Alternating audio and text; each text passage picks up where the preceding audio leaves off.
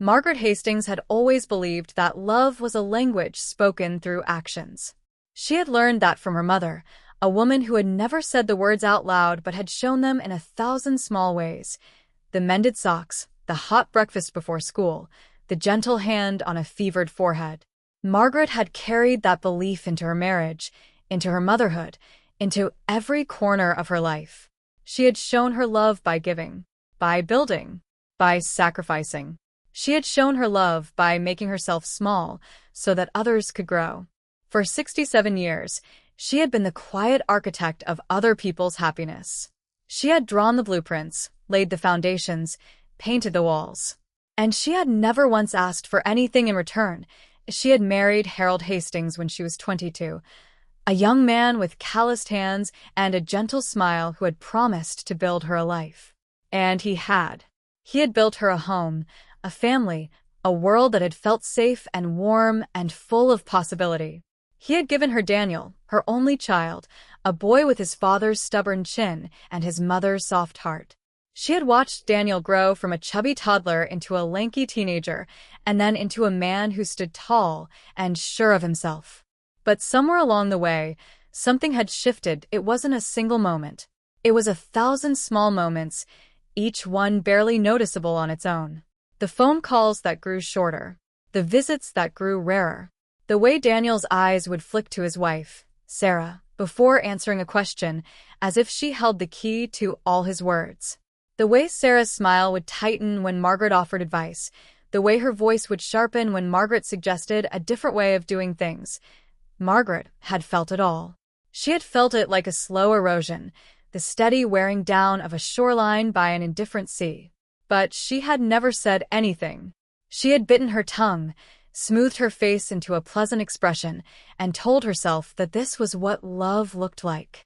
Love was patient. Love was kind. Love was the mother who took a back seat to the wife. The barn had been her last gift. Her final, grand gesture. It had been 4 years ago, just after Harold's funeral, when the grief was still raw and the house felt too empty to bear.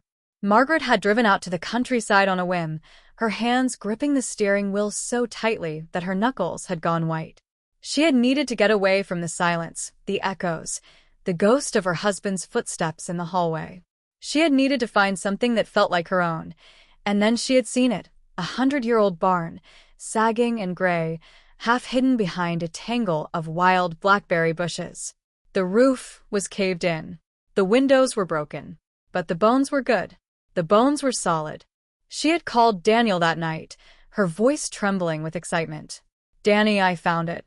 I found the place where we're going to build our future." He had been skeptical as he always was. "Mom, you can't live in a barn. You're 63 years old. It's too much work." "It's not for me," she had said. "It's for you. For your family. I'm going to turn it into a home, Danny. A real home. A place where you and Sarah and the baby can grow." She had called it the baby even then, before Emily was born, before the IVF had finally worked, before Sarah had given her a granddaughter with dark wisps of hair and Daniel's blue eyes. She had called it the baby because she had believed, with all her heart, that a child would be the glue that held them together. A child would bring them back to her. A child would make everything right. She had poured every penny of her savings into the barn. She had hired architects and contractors and interior designers, all on the recommendation of her son. She had driven hours to salvage yards, spent weekends at antique markets, haggled with vendors over vintage fixtures and reclaimed wood. She had painted the nursery herself, a soft sage green with a mural of rolling hills and an ancient oak tree, the same kind of tree that had stood in her own childhood backyard. The nursery had been her masterpiece. She had imagined Sarah holding Emily in the rocking chair, Daniel standing in the doorway with a camera, the three of them surrounded by the warmth of a home Margaret had built with her own hands. She had imagined it so vividly that she could almost see it, almost feel it, almost taste the joy, but joy had never come. Instead, there had been the renovations, the delays, the budget overruns that had eaten into her savings. There had been the phone calls where Daniel would sigh and say, "Mom, we told you we wanted a guest room, not a study." There had been the texts from Sarah, brief and clipped, asking why Margaret had chosen such dark wood for the kitchen cabinets or why the bathroom tiles were so busy. Margaret had smiled through all of it. She had said, "Of course, I'll change it. Whatever you want. It's your house." It was never her house. She had known that from the beginning. She had never built it for herself. She had built it to give away. And now, for years later, it was finished. Every last detail had been perfected. The marble island gleamed under the pendant lights.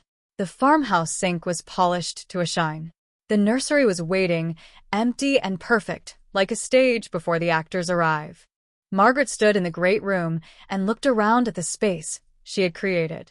The exposed beams stretched overhead, dark and ancient, holding up the roof she had replaced.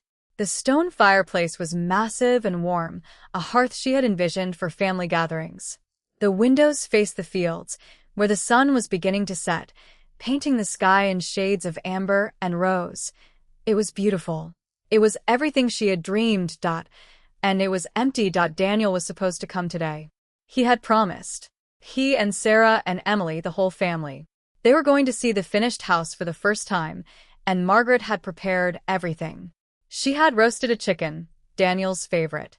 She had baked a lemon cake, Sarah's favorite. She had set the table with her mother's china, the good stuff that only came out for special occasions. She had even bought Emily a little dress, a pink frilly thing that was completely impractical, but utterly adorable. It was hanging in the nursery, waiting for a little girl who had never spent a single night in this house. The sun dipped lower, casting long shadows across the floor. The kitchen was warm with the smell of roasting chicken. The table was set. The candles were unlit, waiting for the signal to be lit. Margaret checked her watch. They were late. They were always late. She paced the kitchen, smoothing her apron, adjusting the napkins. She checked her phone for the 10th time. No messages. No calls. Finally, at nearly 7 o'clock, she heard the crunch of tires on gravel. She hurried to the front door, her heart pounding with a mixture of excitement and dread. She opened the door before they could knock, a smile fixed firmly on her face, and then she saw them. Daniel was getting out of the car first. He was tall and broad-shouldered, his face lined with the stress of his job as a corporate attorney. He looked tired, the way he always looked these days. Sarah followed him, Emily on her hip.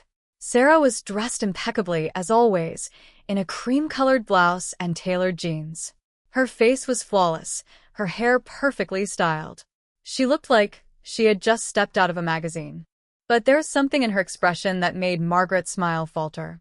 Sarah's mouth was set in a thin line, and her eyes were scanning the property with a look that Margaret recognized too well.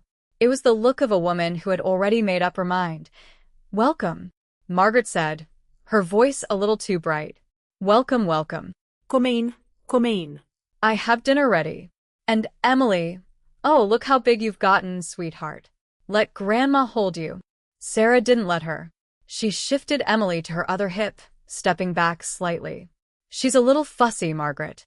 She just woke up from her nap. She doesn't like strangers right now." Strangers? Margaret was not a stranger. She was Emily's grandmother. But she said nothing. She just smiled and stepped aside to let them, and the tour began well enough.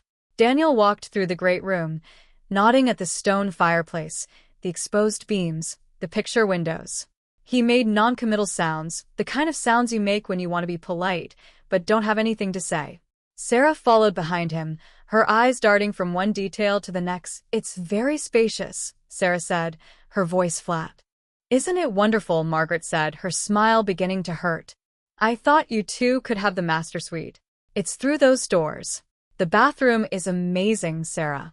I put in that soaking tub you always talked about. And the nursery, you have to see the nursery. I painted a mural. I thought Emily would love it." She led them through the great room, past the stone fireplace and the big windows, and opened the door to the master suite with a flourish. Daniel stepped inside, his eyes sweeping over the king-sized bed, the antique dresser, the clawfoot tub visible through the bathroom door. Sarah followed him, Emily still on her hip. For a moment, no one said anything. Margaret stood in the doorway, her heart pounding. She was waiting for the reaction she had been dreaming of for 4 years. The gasp of delight, the smile of gratitude, the hug that would make everything worth it, but none of that happened. Daniel was looking at Sarah. Sarah was looking at the room with an expression of carefully controlled disapproval. "Margaret," Sarah said slowly, "this is beautiful. I can see how much work you put into it, but I have to be honest with you." Margaret felt her stomach drop. "What is it? Dear, is something wrong?" Sarah shifted Emily on her hip. The baby was starting to fuss, squirming against her mother's shoulder. It's not my style. Any of it. I told Daniel I didn't want to say anything, but I think I have to. You've been planning this for 4 years, and we can't live here. We can't." The words hit Margaret like a physical blow. She felt the air leave her lungs, felt her hands go cold and clammy. She opened her mouth to speak, but no words came. "I'm sorry, Margaret," Sarah continued, her voice still flat, still cold. "But the location is wrong. It's too far from the city. Emily's pediatrician is there. My mother is there. Our friends are there. We can't just uproot our lives and move out to the middle of nowhere." "But I thought," Margaret started. "I thought you wanted." "We never said we wanted to move," Daniel cut in. His voice was quiet, almost apologetic, but there was no regret in his eyes. "You just assumed, Mom. You assumed we would want to live here. You let me build this house for you," Margaret said, her voice trembling. "You let me spend 4 years of my life. You let me pour everything I had into this place, and you never once said a word." "I didn't want to hurt you," Daniel said. "I didn't know how to tell you. You should have told me," Margaret said, louder now, her voice cracking. "You should have told me from the beginning. Instead, you let me go on dreaming. You let me build a nursery for a child who is never going to sleep in it. You let me paint a mural that nobody was ever going to see. You let me put marble countertops in a kitchen that was never going to feed your family." "Margaret," Sarah said sharply, "you're overreacting. We appreciate everything you've done. We really do. But we have our own lives. We have our own priorities. You can't expect us to drop everything because you build a house." "I didn't expect you to drop everything," Margaret said. "I expected you to be honest. I expected you to be grateful. I expected you to be my family." "We are your family," Daniel said.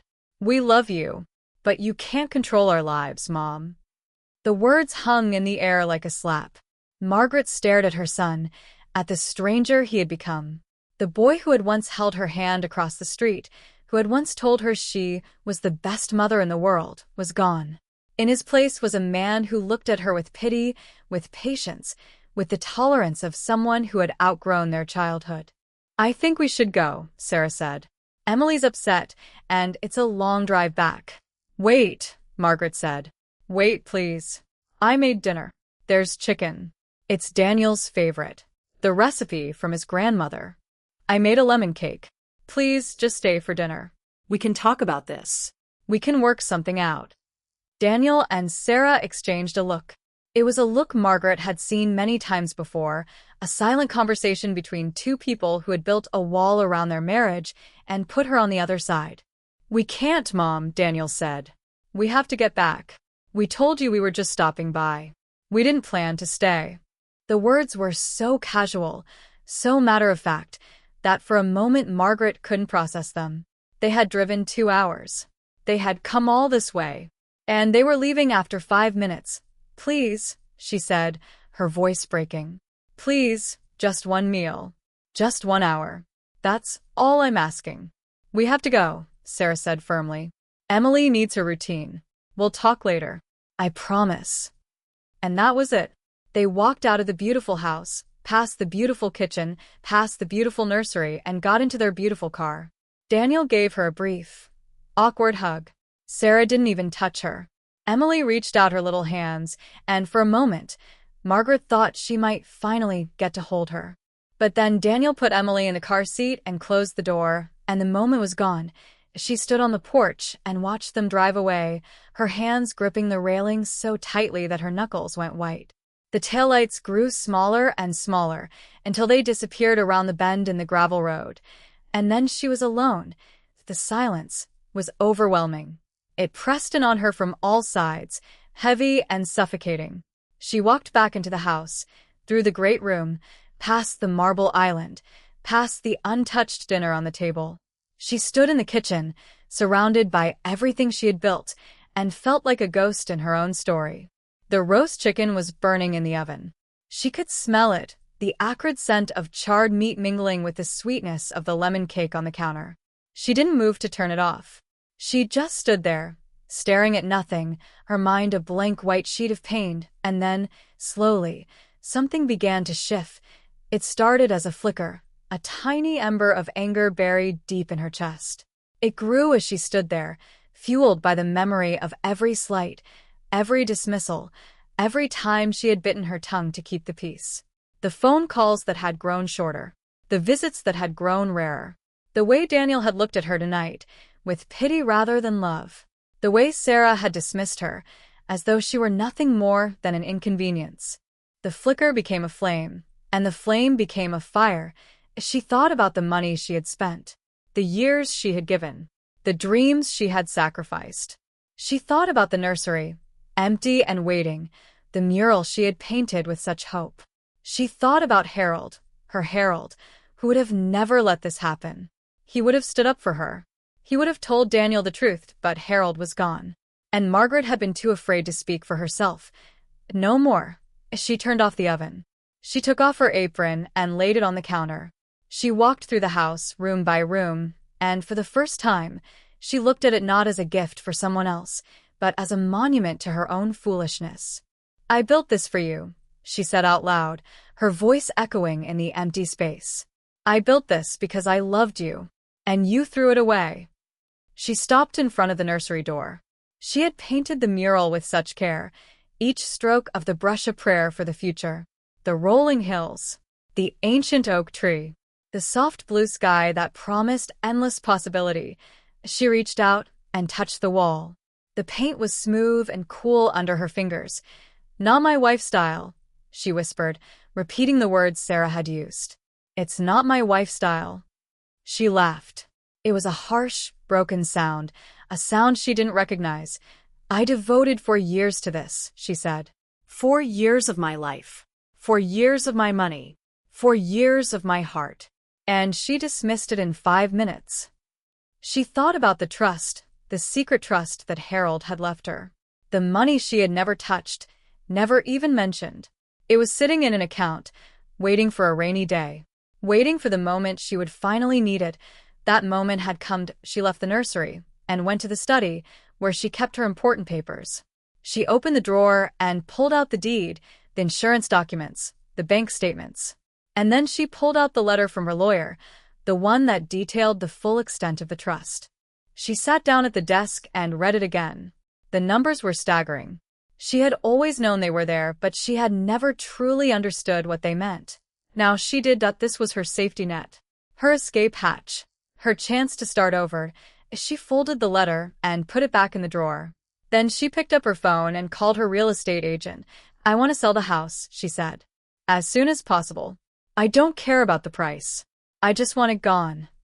"Are you sure?" the agent asked. "The property is beautiful. You could get a great price if you wait."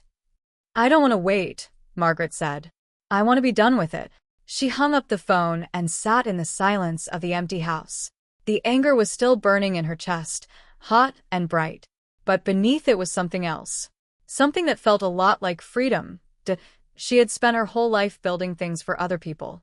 She had spent her whole life pouring herself into projects that were never really hers. But that was over now. From this moment on, she was going to build for herself. She walked back to the kitchen and looked at the burnt chicken, the untouched lemon cake, the table set with her mother's china. She didn't cry. She was done crying. She reached for a plate and served herself a slice of the lemon cake. It was still warm, still sweet. She took a bite and stood in the middle of her beautiful kitchen, chewing slowly. "I devoted 4 years to this," she said again. But this time her voice was steady. "4 years. And I'm not going to let you take any more from me." She finished the cake. She washed the plate and put it away. And then she went to her bedroom and started packing. She had a new apartment to find, a new life to build. She wasn't going to waste another minute on people who didn't appreciate her. The next morning, Daniel called. She let it go to voicemail. He called again, and again and again. She ignored every call. She had nothing left to say to him. Not yet. Maybe not ever. She spent the day packing her things, sorting through the remnants of the life she had built. She took her watercolors, her sketchbooks, her favorite photographs. She left the rest behind. The marble island, the farmhouse sink, the nursery with its mural, none of it mattered anymore. The house was just a house now. For walls and a roof. It had no meaning. It had no heart. It had been emptied of everything that mattered. She walked out the front door for the last time, her suitcase in her hand, and she didn't look back. There was a future waiting for her, a future she was going to build on her own terms. It was a future where she wasn't just someone's mother or someone's grandmother. It was a future where she was herself.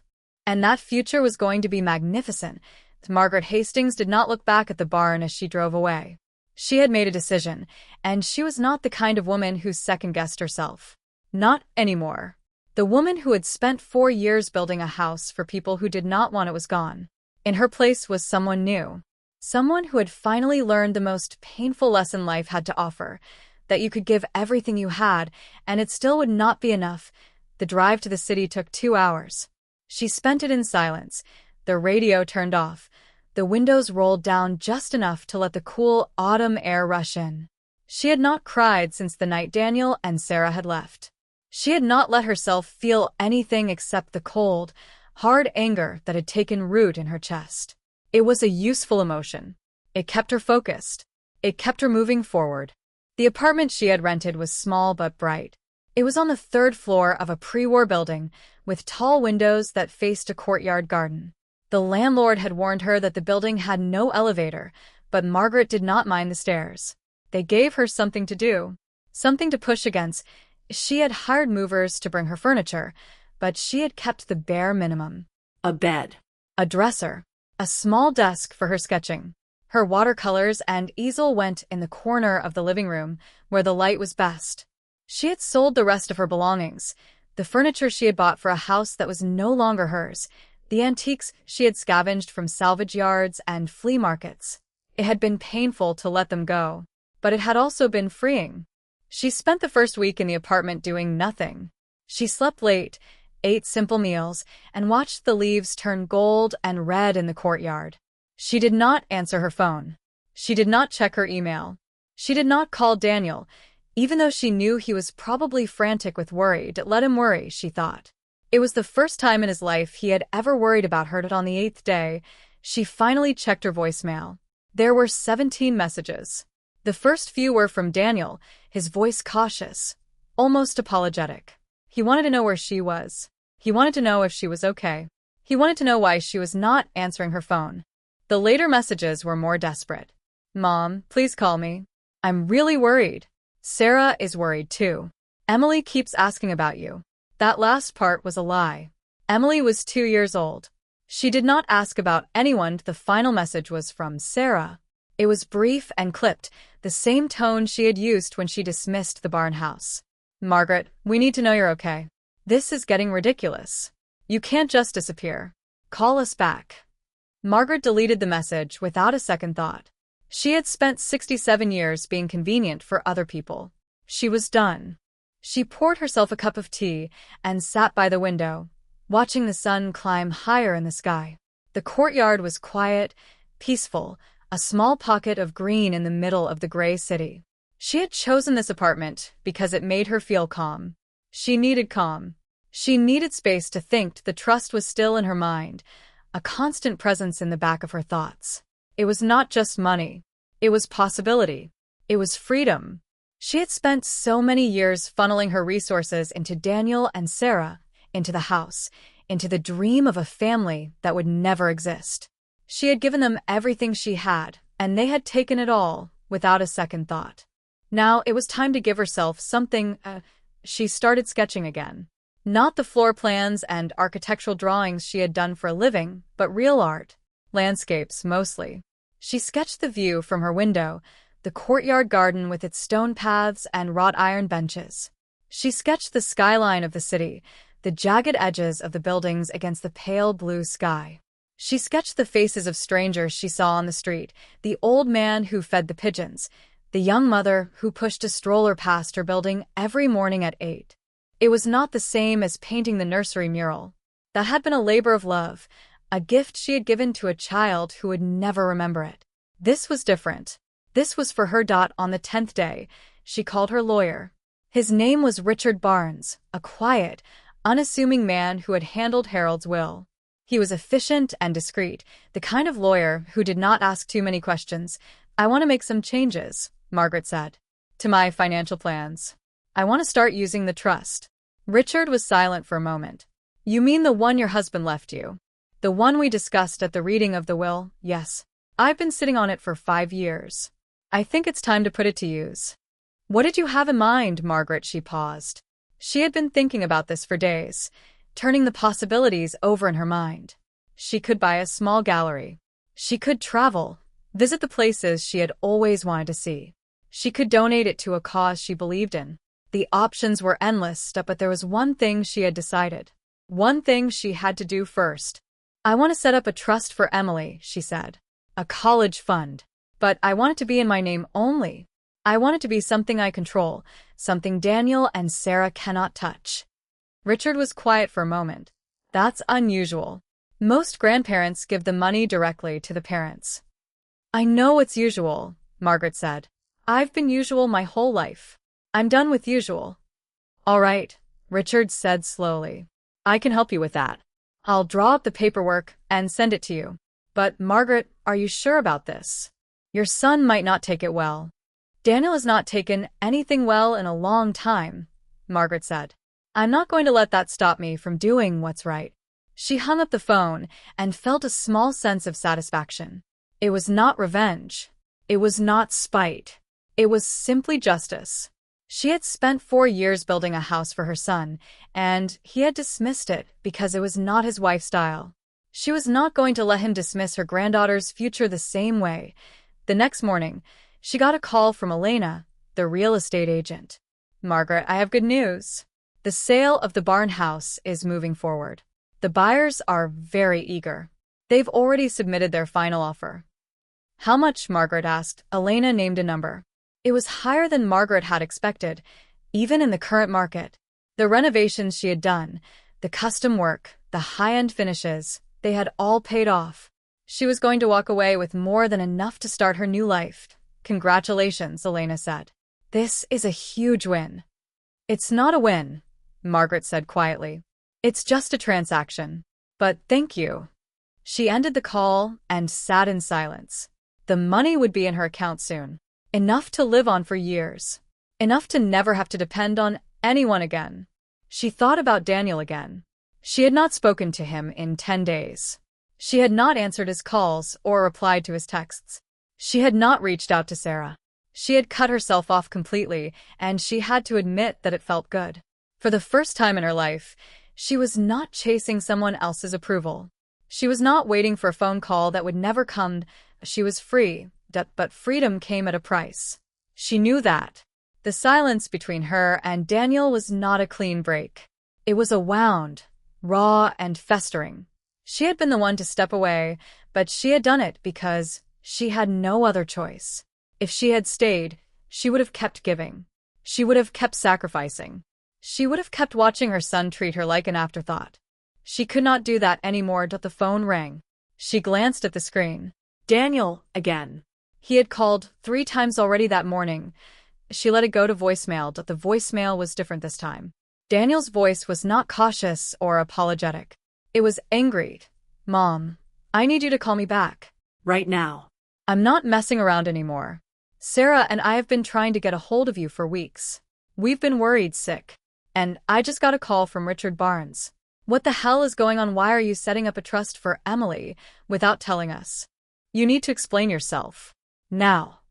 Margaret listened to the message twice, her face expressionless.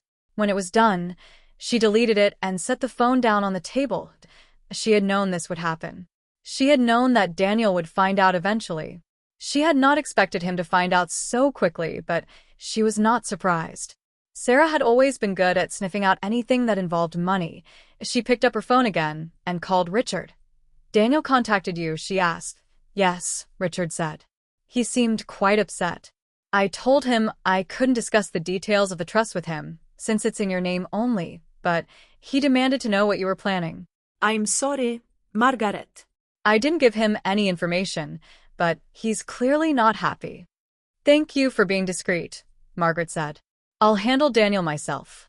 She hung up and sat in the silence of her apartment. The anger she had felt in the barn house was still there, but it had grown colder, more controlled.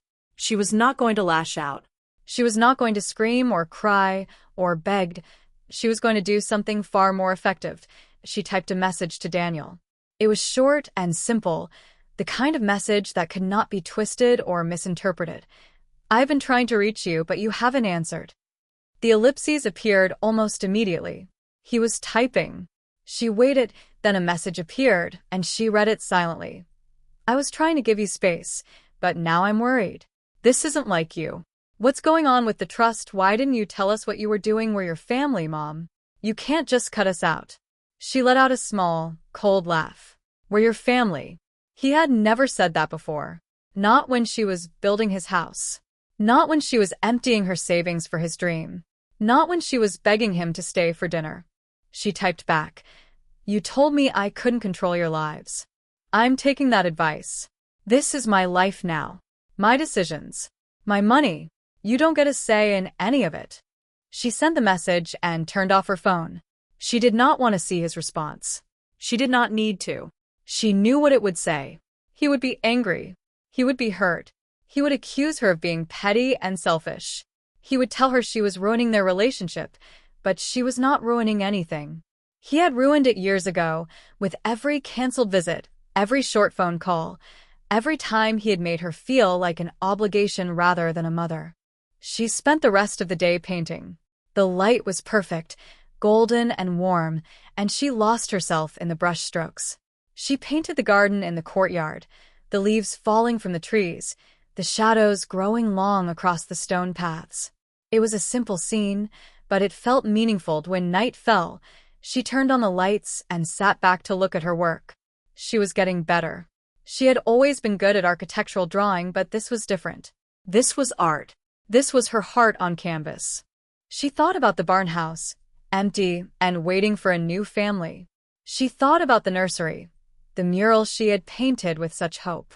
She thought about the rocking chair and the crib and the stuffed rabbit on the shelf. She had left it all behind, and she did not regret it. She had built that house for a family that did not exist. Now she was building something for herself, and it was going to be magnificent. Her phone buzzed in the other room. She ignored it. She had done enough talking for one day. Tomorrow, she would face Daniel. Tomorrow, she would let him say whatever he needed to say. Tonight, she was going to enjoy the peace. She went to bed early, sleeping deeply for the first time in weeks. She dreamed of rolling hills and oak trees, of a little girl with dark hair and blue eyes, running through a field of wildflowers. But this time, the little girl was not Emily. It was her, Margaret, young and free, with the whole world ahead of her. She woke up feeling rested, almost content. The anger was still there, but it had settled into something deeper, something that felt like power. She made herself a cup of tea and sat by the window, watching the sun rise over the city. The sky was streaked with pink and gold, and for a moment, she let herself believe that everything was going to be okay. Then the phone rang again. It was Daniel. She answered. "Hello, Daniel." "Mom." His voice was tight, strained. "We need to talk." "Yes," she said calmly. "I se pouzvedo." "But not like this. Not over the phone. If you want to talk, you come here. To my apartment. Alone." "No, Sarah. No, Emily." "Just you and me." "I can't do that," Daniel said. "I'm busy at work." "It's impossible to. Then we have nothing to talk about," Margaret said. "I'm not going to beg for your time, Daniel. I've done enough of that. If you want a relationship with me, you will make time. Otherwise, we're done." She hung up before he could respond. Her heart was pounding, but her hands were steady. She had just drawn a line in the sand, and she was not going to cross it. Not for anyone. Not anymore. Margaret had not expected Daniel to come. She had said the words as a test, a way to measure how much he actually wanted to fix things between them. She had spent 67 years chasing after him, and she was done. If he wanted a relationship, he would have to come to her. On her terms. In her space. But when she heard the buzzer at 9 o'clock on a Saturday morning, she was not surprised. She had known he would come eventually. He was not a bad man, not really. He was just weak. He had always been weak, bending to whatever wind was blowing the hardest. For years, that wind had been Sarah. Now it was guilt. She buzzed him up and opened the door to her apartment. He stood in the hallway, looking older than she remembered. His hair was grayer at the temples, his face lined with the stress of a job he hated and a marriage that seemed to drain him. He was wearing a pair of jeans and a button-down shirt, casual but neat. He looked like he had dressed carefully, as if he were going to a job interview. "Mom," he said. His voice was softer than it had been on the phone. He was trying to be calm, to be reasonable. She recognized the tone. It was the one he used when he was trying to convince a difficult client to settle out of court. "Come in," Margaret said. She stepped aside and let him enter. He walked into her small apartment, his eyes scanning the space. She could see him taking it in. The tiny kitchen, the cluttered living room, the easel by the window with her half-finished painting. He looked uncomfortable, the way he always looked when he was in a place that was not up to his standards. "It's cozy," he said. It was not a compliment. It was a dismissal. "Sit down," Margaret said. She gestured to the small sofa by the window. He sat. She took the armchair across from him, a deliberate choice. She did not want to sit next to him. She did not want to be close. "I want to talk about what's been happening," Daniel said. "I've been worried about you. You haven't been answering your phone. You haven't been returning my messages. And then I found out about the trust. The trust is none of your business," Margaret cut in. "It's my money. Harold left it to me. I can do whatever I want with it."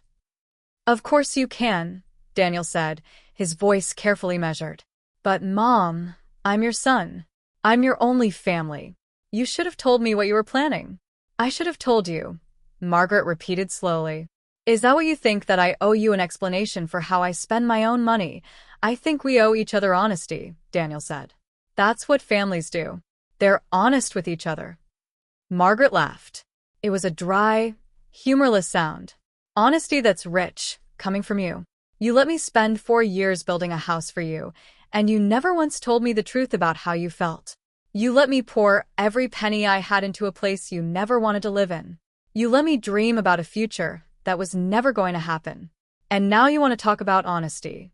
Daniel's jaw tightened. "That's not fair, Mom. I never asked you to build that house. You did that on your own. I told you I didn't want to hurt your feelings. You didn't want to have a difficult conversation," Margaret corrected him. "There's a difference. You chose the easy way out. You always do. And I let you. I let you because I was too afraid to stand up for myself. But that's over now." Daniel stared at her, his expression flickering between anger and confusion. He was not used to this version of his mother. She had always been the peacemaker, the one who smoothed things over, the one who made sure everyone else was comfortable. "Mom," he said finally, "I'm sorry. I know I messed up. I know I should have told you the truth. But I'm here now. I'm trying to fix things." "What do you want me to say?" "I don't want you to say anything," Margaret said. "I want you to listen. For once in your life, I want you to hear me." Daniel's face went pale. He sat back in his chair, his hands clasped in his lap. He looked like a child called into the principal's office. "I spent 4 years building that house," Margaret began. "I designed every room with you and Sarah and Emily in mind. The nursery, the kitchen, the master suite. I did it all for you. I sacrificed my savings, my time, my health. I was working on that house until my hands bled. And then you and Sarah walked through it, and you told me it wasn't good enough." "I didn't say it wasn't good enough," Daniel protested. "You didn't have to. You didn't want it. That's all I needed to hear.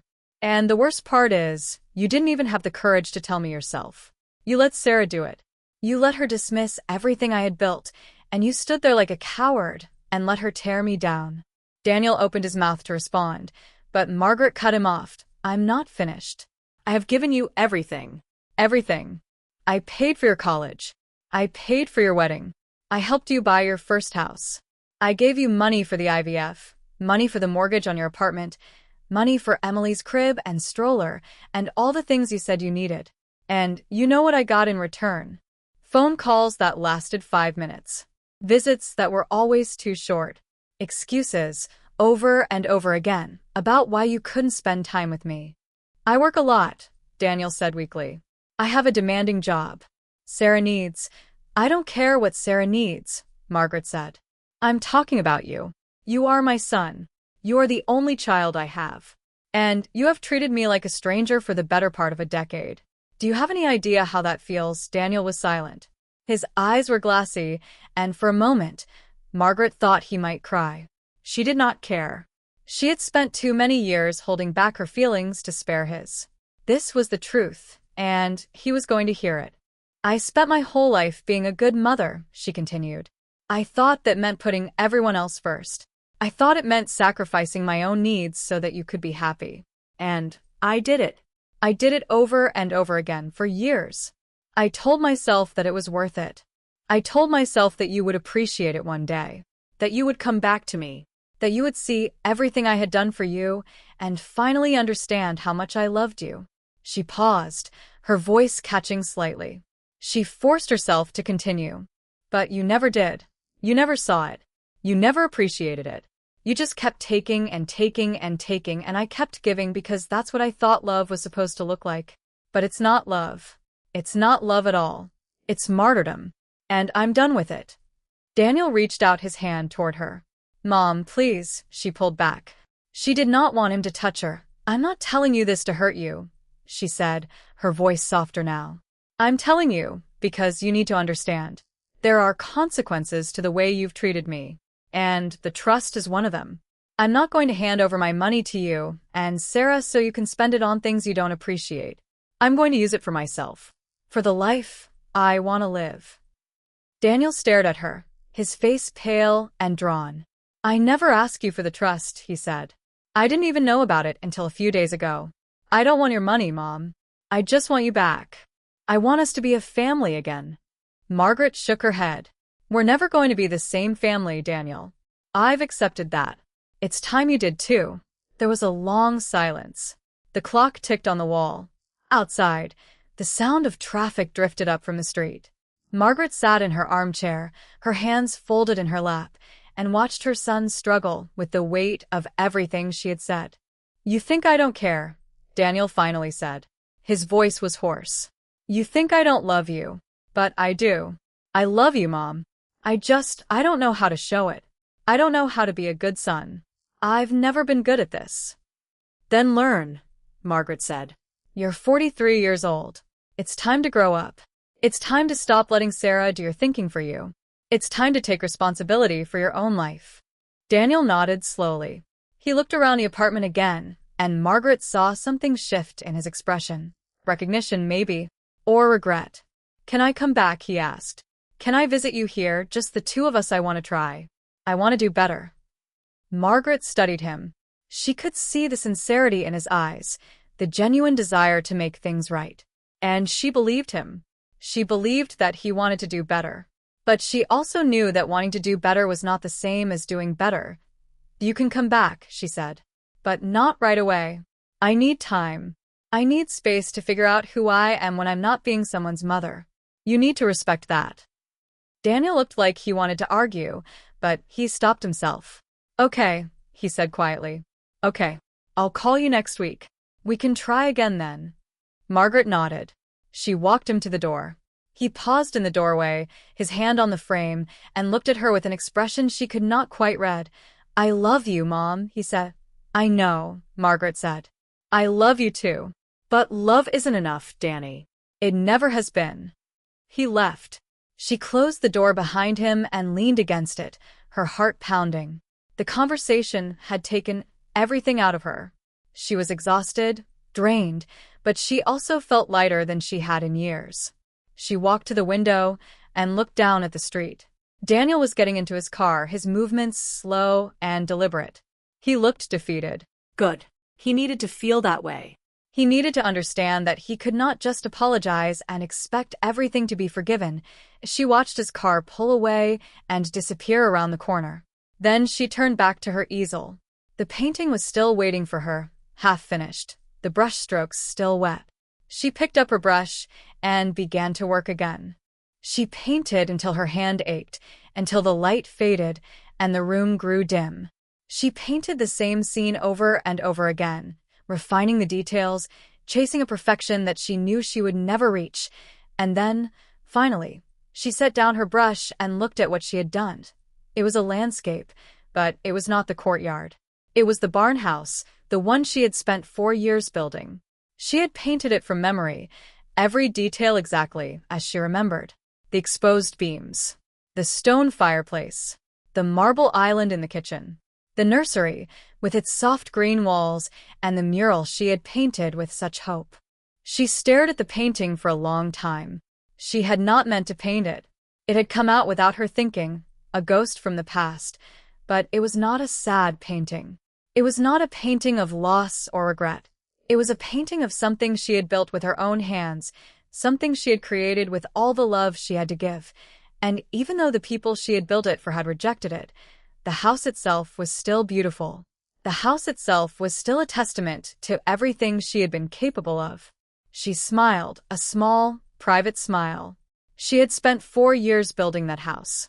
She had spent 2 weeks being angry about it. But now, looking at the painting, she realized that she did not regret it. Not really. The house had been a gift, and even though it had not been accepted, the act of giving it had meant something. It had taught her who she was. It had taught her what she was capable of, and now, she was going to use that lesson to build something new. Something that was entirely hers. The painting would be a reminder of everything she had done, everything she had overcome, everything she was still capable of. She hung it on the wall above her desk, where she could see it every day. And then she sat down to plan her next move. The trust was waiting. The money was there. She had all the time in the world, and no one to answer to but herself. It was a strange feeling, freedom. It took some getting used to, but she was starting to like it. She was starting to like it a lot. Margaret woke the next morning with a clarity she had not felt in years. The conversation with Daniel had been draining, but it had also been cathartic. She had said things she had been holding inside for decades, and even though the words had been painful, they had also been necessary. She had drawn a line, and for the first time in her life, she was going to enforce it. She made herself a cup of tea and sat at her desk, looking at the painting of the barn house. The morning light was soft and golden, casting a warm glow over the canvas. She studied the details she had painted, the beams, the fireplace, the windows that looked out over the fields. It was a beautiful house. She had created something beautiful, and she would not let anyone take that away from her. But she was done with barns. She was done with building things for other people. It was time to build something for herself. The trust had been transferred to her account the day before. She had checked the balance twice, still unable to fully comprehend the number. It was more than she had ever imagined having. Enough to live comfortably for the rest of her life, with plenty left over. Enough to do something meaningful. She had always wanted to open a gallery. Not a commercial gallery, not the kind that sold paintings to wealthy collectors, but a small space where local artists could exhibit their work. A community space, a place where people could come together to appreciate art. She had dreamed about it for years, but she had never had the money or the time. She had always been too busy building other people's dreams. Now she had both. She spent the morning researching. She looked at rental spaces in the city, small storefronts in neighborhoods that were just beginning to gentrify. She made a list of possibilities, noted the asking prices, and started making calls. By lunchtime, she had appointments to see 3 different spaces. The first was a narrow storefront in a neighborhood that had once been industrial. The building was old, with exposed brick walls and tall windows that let in a flood of light. The space was dusty and neglected, but Margaret could see the potential. She could see the white walls she would paint, the track lighting she would install, the reception desk she would place near the entrance. "What do you think?" the real estate agent asked. She was a young woman with a sharp suit and an even sharper smile. "It's perfect," Margaret said. "I'll take it." The agent blinked. You don't want to see the other spaces first, no, Margaret said. I've seen enough. This is the one. She signed the lease that afternoon. It was a 5-year commitment, a significant investment, but she did not hesitate. She had spent 4 years building a house for her son. She was not going to waste any more time. The gallery would be called The Light, a name that felt hopeful and open. She spent the next 2 weeks overseeing the renovations, choosing the paint colors, selecting the fixtures. She worked alongside the contractors, her sleeves rolled up, her hands dirty. It felt good to build something again. It felt good to create something that was entirely hers. The final touches were a small office at the back of the gallery, just big enough for a desk and a filing cabinet. She hung the painting of the barn house on the wall, a reminder of where she had been and how far she had come. She opened the gallery on a crisp November morning. She had invited the local artists she had met during the renovations, and the small space was filled with people. There were paintings on the walls, sculptures on pedestals, photographs on the shelves. Margaret walked through the crowd, greeting people, answering questions, feeling a quiet sense of satisfaction. She had done this. She had built this. The opening was a success. Several pieces sold, and Margaret made connections with artists who wanted to exhibit in the future. She stayed late that night, long after the last guest had left, and sat in her small office, looking at the painting of the barn house. She was happy. It was a simple word, but it was true. She was happy. The next day, she got a call from Daniel. She had not spoken to him since their conversation in her apartment. She had told him she needed space, and he had respected that. But now his name appeared on her phone, and she felt a flicker of anxiety. "Hello, Daniel." "Mom." His voice was different, softer, more hesitant. "I heard about the gallery. Sarah told me. She saw something online. It's beautiful, Mom. You did a really wonderful thing." "Thank you," Margaret said. "It's been a long time coming." There was a pause. Daniel was clearly struggling to find the right words. "I want to see it," he said finally. "I want to come and see the gallery. If that's okay." Margaret considered it. She had told him she needed space, but she also knew that space could not last forever. If they were going to rebuild their relationship, it had to start somewhere. "You can come," she said. "But I want you to come alone." "No, Sarah." "Not this time." "Okay," Daniel said. "I can do that. I'll come this weekend if that works for you." "It works," Margaret said. "I'll see you then." She hung up and sat in silence, her heart beating faster than she wanted to admit. She was not nervous, not exactly, but she knew that this visit would be a test. A test of whether Daniel had truly heard her, whether he was really willing to change. The weekend came quickly. Margaret arrived at the gallery early on Saturday morning. She arranged the paintings, straightened the displays, made sure everything was perfect. She wanted Daniel to see what she had built. She wanted him to understand what she was capable of. He arrived at 10 o'clock, just as she had asked. He was wearing a suit, and she noticed that he looked tired, with dark circles under his eyes. But he was smiling a nervous, uncertain smile. "Wow," he said, looking around. "This is incredible, Mom." He walked slowly through the space, studying each painting, each photograph. Margaret followed a few steps behind him, watching his reactions. He paused at a painting of a landscape, a field of wildflowers under a blue sky. "This is beautiful," he said. "Did you paint this?" "No," Margaret said. "That's by a local artist named Elena. She does landscapes. I think she's very talented." Daniel nodded. He moved on to the next painting, but his mind seemed to be elsewhere. Margaret could see the tension in his shoulders, the way he was avoiding her eyes. "Thank you for coming," she said quietly. "It means a lot to me." Daniel turned to face her. His expression was serious, almost solemn. "I wanted to tell you something, Mom. In person. I've been thinking about what you said the last time we talked. About how I let you down. About how I never told you the truth." Margaret waited. She did not interrupt. "You were right," Daniel said. "Everything you said was right. I was a coward. I didn't tell you the truth about the house because I was afraid. Afraid of upsetting you. Afraid of upsetting Sarah. Afraid of having to take a stand. I've been afraid my whole life, Mom. Afraid of disappointing people. afraid of making the wrong choice. And I'm so sorry. Margaret's throat tightened. She had waited years to hear those words, and now that they were here, she did not know what to say. I'm not asking for forgiveness, Daniel continued. I know I don't deserve it. But I want you to know that I'm trying. I'm trying to be better. I'm trying to be the son you deserve. Margaret took a step forward. She reached out and touched his arm, a gesture that felt both familiar and strange. I don't need you to be perfect, she said. I just need you to be present. I need you to show up. That's all I've ever wanted. Daniel nodded. His eyes were wet, and he blinked rapidly, trying to hold back the tears. I can do that, he said. I want to do that. I'll do better, Mom. I promise. They stood in the quiet gallery, the morning light streaming through the windows. Margaret felt something shift inside her, a loosening of the knot that had been there for so long. It was not forgiveness, not exactly, but it was a beginning. Would you like to see the office? She asked. It's in the back. I have something I want to show you. Daniel followed her to the small office. Margaret opened the door and gestured to the painting on the wall, the painting of the barn house.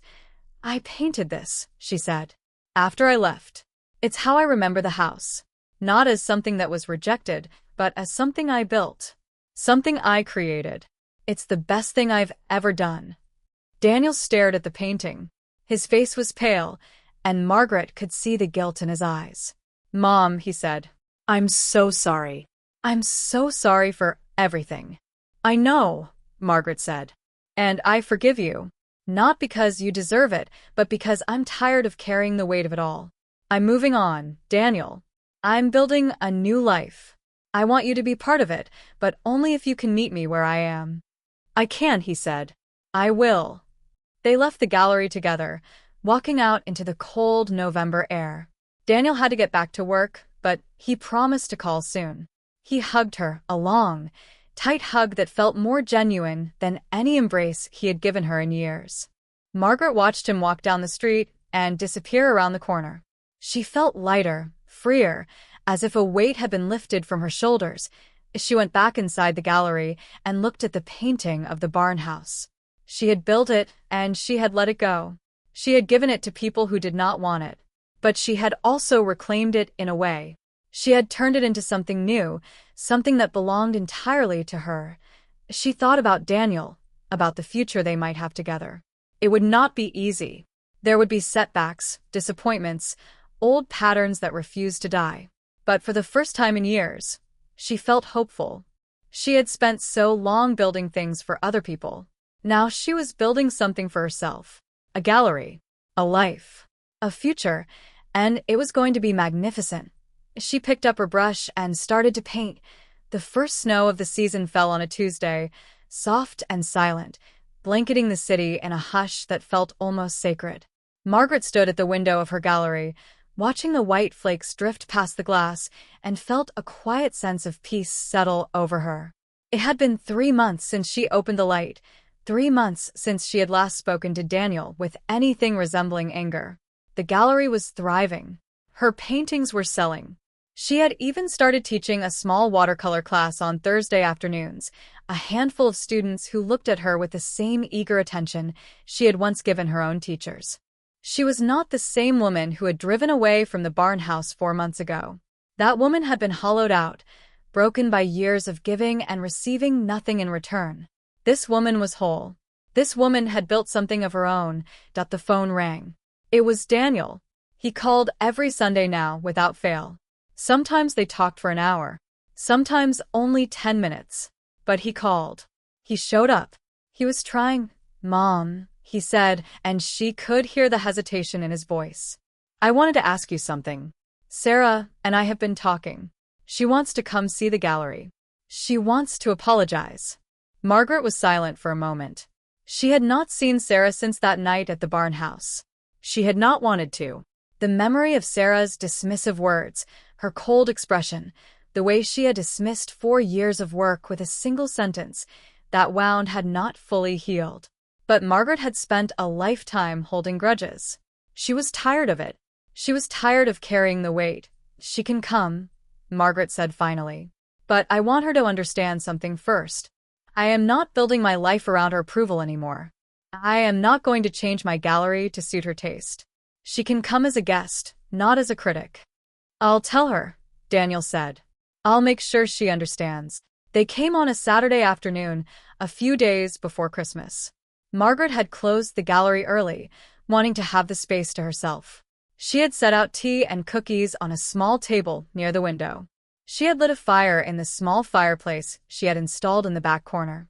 She had arranged her paintings so that they were visible from every angle, so that there would be no doubt about what she had created. Daniel arrived first. He was wearing a warm coat and a scarf, his cheeks flushed from the cold. He hugged her, a genuine hug, and Margaret felt the warmth of his affection. "Where's Sarah?" she asked. "She's parking the car. She'll be here in a minute. Mom, I want you to know that I've talked to her a lot about everything." About what she said. About how it made you feel. She knows she messed up. She wants to make it right. Margaret nodded. She was not sure she believed it, but she was willing to give Sarah a chance. That was the new Margaret. The Margaret who had learned to let go. Sarah walked in a few minutes later. She was wearing a stylish coat and boots, her hair perfectly arranged, her makeup flawless. She looked beautiful as always. But there was something different about her expression. Something softer. Something that looked almost like humility. "Margaret," Sarah said, and her voice was quiet. "Thank you for letting me come. I know I don't deserve this. I know I said terrible things to you, and I'm so sorry. I was wrong. Everything you built in that house was beautiful. I was just too proud to admit it." Margaret studied her. She could see the sincerity in Sarah's eyes, the genuine regret. It was not easy for Sarah to admit she had been wrong. She was not the kind of woman who apologized easily. But she was apologizing now. "Thank you," Margaret said. "That means a lot." Sarah walked through the gallery, her eyes moving over the paintings. She stopped in front of one, a portrait of an elderly woman with a serene expression and silver hair. It was a painting Margaret had done of her own mother, the woman who had taught her that love was a language spoken through actions. "Your work is stunning," Sarah said. "I had no idea you were this talented." "I've been painting for a long time," Margaret said. "I just never had the space to show it." They walked together through the gallery, Daniel following a few steps behind. Sarah asked questions about the artists, the techniques, the stories behind the paintings. She was engaged in a way she had never been at the barn house. She was curious. She was open. And then they reached the back office, and Sarah saw the painting of the barn house. She stopped. Her hand went to her mouth. She stared at the painting, her face pale. "Margaret," she whispered, "I had no idea you painted this." "I painted it after I left," Margaret said. "It was a way of saying goodbye." Sarah turned to her, and there were tears in her eyes. "I was so cruel to you," she said. "I was so dismissive. I didn't understand what you had done. I didn't understand how much of yourself you had put into that house. I was jealous, I think. Jealous of how much Daniel loved you. Jealous of how much you loved him. I wanted to be the most important person in his life, and I thought the only way to do that was to push you out." Margaret felt a lump form in her throat. She had never heard Sarah speak like this. She had never seen her so vulnerable. "Daniel loves both of us," Margaret said. "There's enough room for everyone. I never wanted to take your place. I just wanted to be part of the family." "I know," Sarah said. "I see that now. I see it so clearly, and I'm so ashamed of how I acted." "I'm sorry, Margaret." "I'm so sorry." Margaret stepped forward and took Sarah's hands. They were cold, trembling. "I forgive you," she said. "I've been carrying around anger for too long. I'm ready to put it down." Sarah started crying, and Margaret pulled her into a hug. Daniel stood in the doorway, his eyes wet, watching the two women who mattered most to him embraced. When they pulled apart, Sarah wiped her eyes and laughed. "This is not how I expected today to go." "Neither did I," Margaret said, and she laughed too. It was a light sound, free and unburdened. They spent the rest of the afternoon together. Daniel helped Margaret close up the gallery, and then they walked to a nearby cafe for coffee. They talked about ordinary things. Emily's new words, Daniel's job, Margaret's plans for the gallery. It was not a perfect conversation. There were still awkward silences. still moments where old tensions simmered beneath the surface. But it was a beginning. On Christmas Day, Margaret went to Daniel's house for the first time in years. Sarah had cooked a turkey, and Emily was wearing the little dress Margaret had bought for her, the pink frilly one she had hung in the nursery of the barn house. Emily ran to Margaret when she arrived, her arms outstretched, calling, "Grandma! Grandma!" Margaret scooped her up and held her close. She could feel the warmth of Emily's little body against her own, could feel the weight of her small hands on her shoulders. She thought about all the nights she had dreamed of this moment, all the years she had hoped and waited. And then she thought about the barn house. She thought about the mural she had painted, the rolling hills and the oak tree. She thought about the crib and the rocking chair and the little stuffed rabbit on the shelf. She had built that house for Emily, for Daniel, for Sarah. And even though they had not come to live there, even though the house had been sold to strangers, the love she had poured into it had not been wasted. It had brought her here. To this moment. To this family. That after dinner, Daniel pulled her aside. He handed her a small wrapped package. "Merry Christmas, Mom." Margaret opened it. Inside was a framed photograph of the barn house, taken shortly after it had been sold. The new owners had sent it to Daniel, a thank you for the beautiful home they had inherited. "I wanted you to have this," Daniel said. "I wanted you to remember what you built." It was beautiful, Mom. It was really beautiful. Margaret looked at the photograph. The house was the same, but it was different too. The new owners had planted flowers in the garden. They had painted the front door a cheerful red. They had made it their own. And that was okay. That was more than okay. That was how it was supposed to be. "I had to let it go," Margaret said. "I had to let go of the dream. But I didn't lose it completely. I just turned it into something new." Daniel nodded. "Like your gallery. You took everything you learned and built something different." "Yes," Margaret said. "Exactly." They hugged again, and Margaret felt the love between them, the bond that had been strained but not broken.